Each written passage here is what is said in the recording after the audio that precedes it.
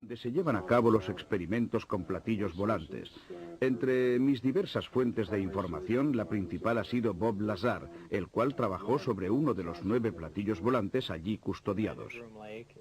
Aterrizamos en Groom Lake. Allí tomé un autobús hacia... No estoy seguro de la distancia, pero unos 25 kilómetros al sur, hasta una zona donde hay un lago salado llamado Papoose Lake.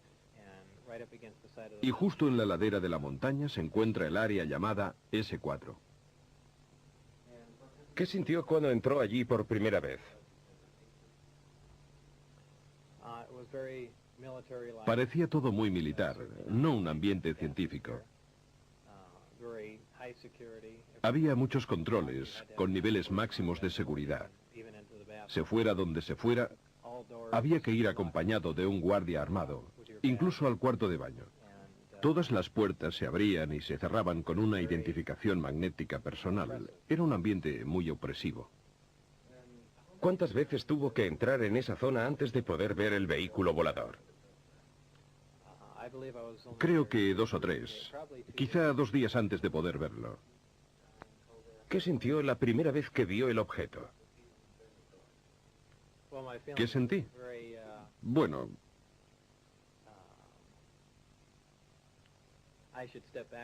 volviendo atrás en el tiempo, la primera vez que vi la astronave fue cuando entré en el hangar y me dije, esto explica por fin todos esos avistamientos de ovnis.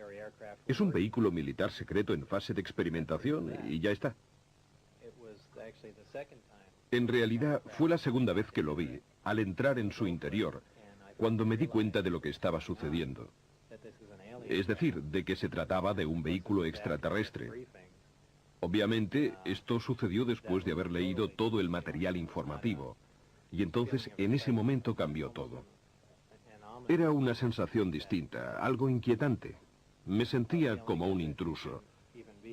Es algo muy difícil de describir. Aún así, inténtelo. Me parecía... ¿Tienes presentes las fotos de Billy Mayer tomadas durante sus avistamientos? Era increíblemente parecido a los discos de sus fotos. Una forma fugaz, pero nítida, de una nave discoidal. Es bastante difícil describirlo así, sin dibujarlo. Pero tenía la típica forma de platillo volante. ¿De un solo tipo o de varios? En total había 9 platillos. Pero yo trabajé en ingeniería inversa solo con un objeto. Estaban en hangares separados y en cualquier caso eran todos visiblemente distintos. ¿Le dijeron alguna vez cómo habían sido recuperados por el Cuerpo de Inteligencia de la Marina? No, en absoluto. La gente ha sugerido varias hipótesis, que habían sido derribados o que habían caído, pero no parecían dañados y por consiguiente tengo serias dudas sobre dichas hipótesis. ¿Nos puede describir el interior? Es muy simple. Existe un solo color dominante, un gris peltre. El exterior es también de este mismo color. No tiene aristas. En el interior, todo el equipamiento tiene una forma redondeada, incluso los asientos y los espacios para los amplificadores. Es como si hubiesen sido fundidos y luego modelados con estas formas curvilíneas, incluso las uniones entre las paredes y el pavimento. El interior es esencial, muy abierto. El uso del espacio no parece en absoluto funcional. Hay 3 puentes. El más bajo alberga los amplificadores montados sobre bases móviles.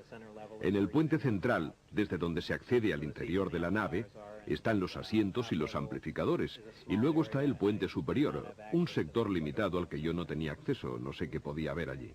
¿En su opinión, el vehículo era extraterrestre? Absolutamente sí, extraterrestre, no hay duda. ¿Por qué?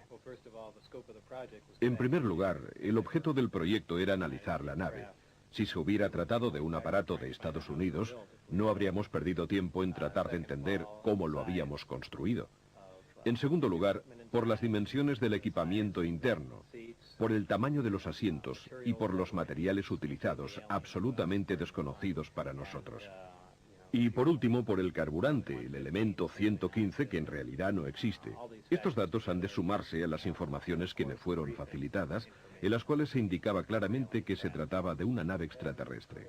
¿Le dijeron cómo funcionaba el sistema de propulsión? Formaba parte de mi trabajo de ingeniería inversa, es decir, debíamos averiguar el funcionamiento del sistema de propulsión. Habían realizado ya algunos progresos, pero no sé exactamente desde cuándo se encontraba allí la nave, si llevaban 1 o 10 años analizándola. En cualquier caso, con pocos progresos. El sistema es impresionante. Está compuesto por 2 partes, los amplificadores de gravedad y el reactor que proporciona energía. El reactor funciona por aniquilación completa, alimentado por antimateria. La aniquilación completa es prácticamente la más eficaz de las 3 reacciones nucleares que existen, esto es, fusión, fisión y aniquilación. Utiliza un elemento muy pesado, el elemento 115. Esta sería su situación en la tabla periódica. En la Tierra este elemento no ha sido aún sintetizado. En mi opinión, en algunos sistemas estelares, esta síntesis se produce de manera espontánea. El elemento es bombardeado en un acelerador de dimensiones extremadamente reducidas. Como consecuencia de ello, sufre una fisión espontánea y produce partículas de antimateria. Estas, gracias a un dispositivo termoeléctrico con una eficacia del 100%, interactúan con la materia gaseosa y se transforman en electricidad. Ahora bien, la primera ley de termodinámica viene a decir que la eficacia al 100% para cualquier dispositivo eléctrico es bastante imposible, ya que se producen dispersión de calor y otras pérdidas de esta índole. Pero yo, en este sistema, no las detecté.